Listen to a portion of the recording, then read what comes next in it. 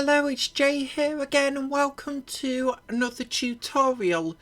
So in this lesson we are carrying on with the special move, implementing that, but I'm not in that script. I'm in player one movement, and this is important because we need to add quite a bit of code to this script in order to make the special move work. So let's have a look. I'm going to start by creating some variables, and I need to create some booleans. I'm just going to put mine below this block here.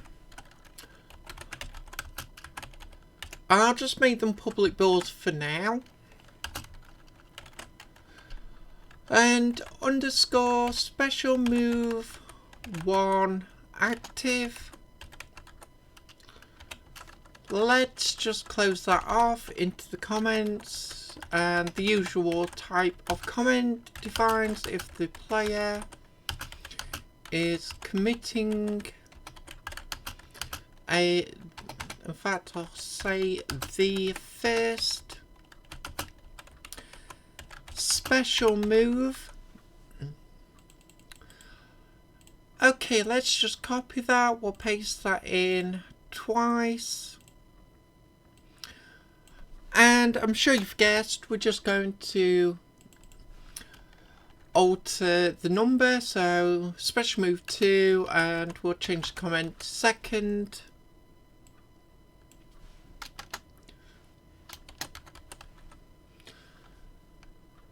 So special move 3 and the third special move. So let's now come to the animation clips, and I'm going to put mine here. I might actually just break that up. In fact, let's just copy one of the lines. We've done this enough, so let's just paste that in. So player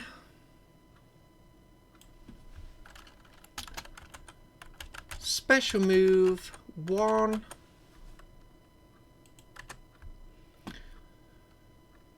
and let's change the comment, so assign the player first special move animation. Let's now copy that. Again, we'll just paste that in twice, so we'll change that to 2, and just like we did before, so we'll change the comment to second, this one to 3.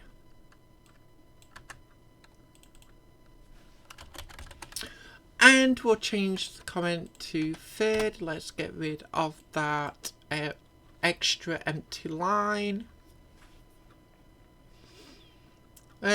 We'll start off in void start now, and we'll just make sure that those booleans are set to false on startup like we normally do. So special move 1 equals false. We'll say set special move 1 active to false on startup.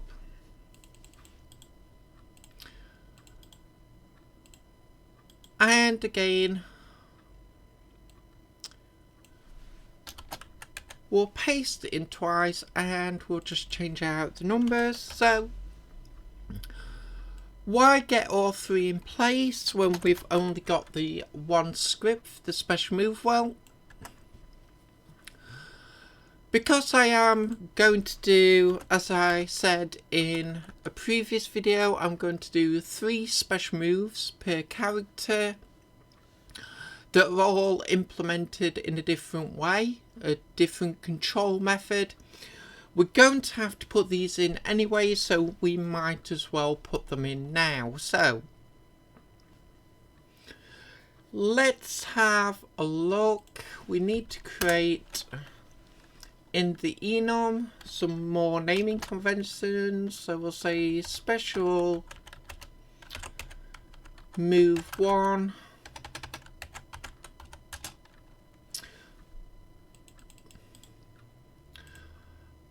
And we might as well get those other 2 in place. So 2.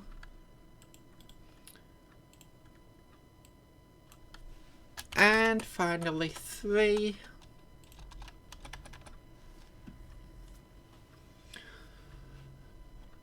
And let's now actually create those, because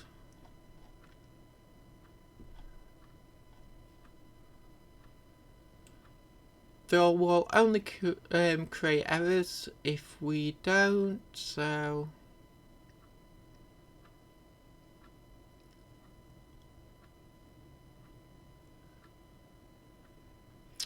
where to put? I'll put them here for now. Doesn't really matter, but we'll put them here at the moment. So public void, and we will make these public to begin with. So special move 1, open and close brackets, open and close again. Let's just copy and paste a debug log in there,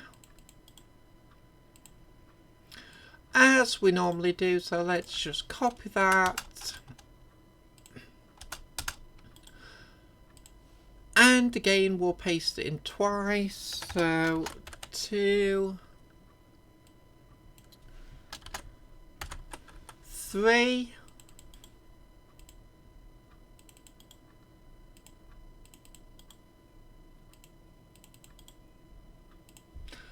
So they are now created, and we can come back up now and we'll create the cases for them in our switch block. So let's have a look. I think I'll put mine in here.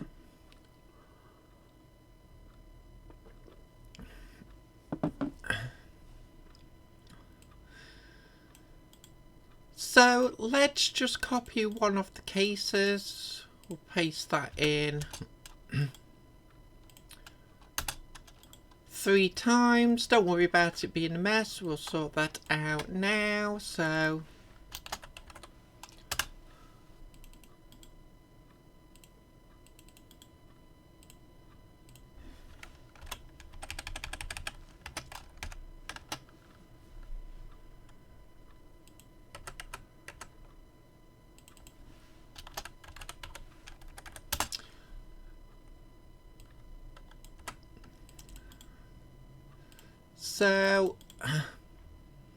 obviously just remember to change each one on both lines.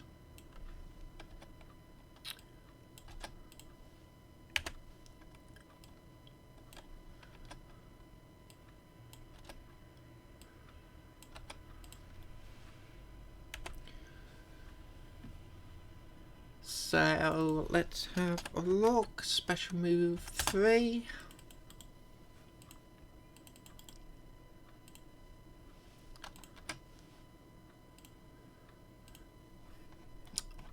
And now we've done that, let's come to the input managers.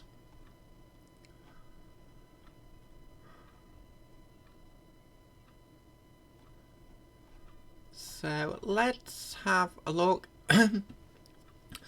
Attack input manager, and this needs to go at the very top of the block. So what we're going to do, we're going to say if open and close brackets, inside the brackets we'll put underscore special move 1 active double equals true.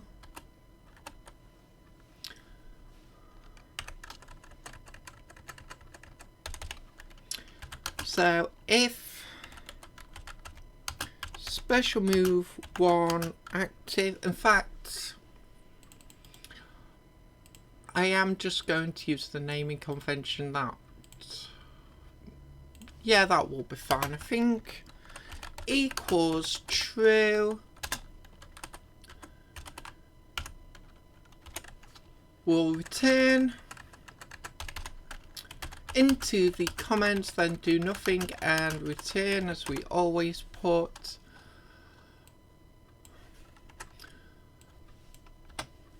We'll just tidy up that block. Let's copy that little if statement.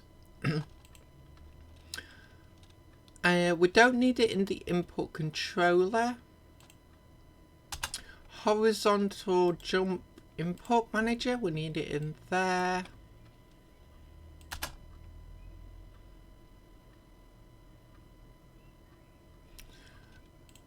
And we'll also put it in the standard input manager.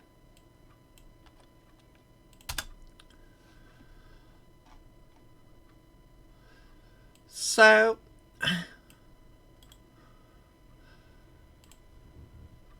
in fact, let's do them as separate blocks. I don't really want to use a bunch of OR statements in the code, seeing as we have 3. Probably would have done if we'd have only had 2 special moves, but because we're doing 3, let's have a different if statement for each one. So in order, at the very top of the functions,